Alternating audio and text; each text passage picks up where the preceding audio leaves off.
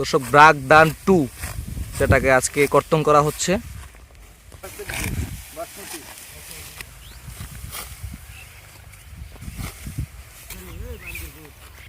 দর্শক আসসালামু আলাইকুম।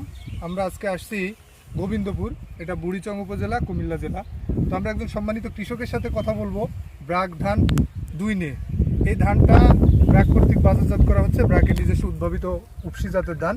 তো ধানটা করলে কৃষক আসলে লাভবান হচ্ছে কিনা, তারা আসলে ভালো ফলন পাচ্ছে কিনা, আমরা আজকে একজন কৃষকের ক্রপ কাটিংয়ে আসছি, সেখানে ধান কর্তন চলছে। তো তার পাশে আমরা কৃষকের সাথে একটু দাঁড়াই কথা বলছি। ভাই, আপনার নামটা যদি একটু বলতেন। আমার নাম মোহাম্মদ বিলাল। বিল্লাল ভাই, এই যে ধানটা করছেন এটা কোন প্রতিষ্ঠানের কি ধান, আপনি কি জানা আছে আপনার? ব্রাকের কি ধান? ব্রাক 2। এই যে ধানটা আজকে কাটছে, আপনার এখানে লেবাররা কাটছে, আমরা দেখছি, আপনার জমিতে সরজমিনে আসলাম, দেখছি। তো এখন পর্যন্ত আপনার কাছে কি মনে হচ্ছে? আমার তো ভালোই মনে হচ্ছে। ভালো মনে হচ্ছে। কি ভালো গুণ আপনি দেখছেন?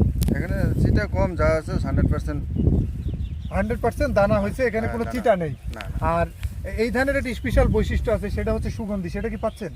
হ্যাঁ, সুগন্ধি পাচ্ছেন না? প্রায় বলে কি ধান লাগাইছো, সবাই আশেপাশের মানুষ বলে কি ধান লাগাইছো? ঘ্রাণ ইয়ে হচ্ছে।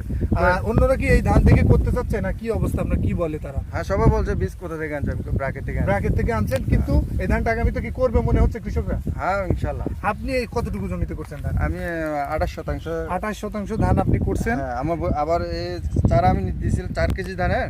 আমি এই জায়গাটা লাগাইছি, লাগানোর পর আমার জমি নিচে 18% লাগাইছি।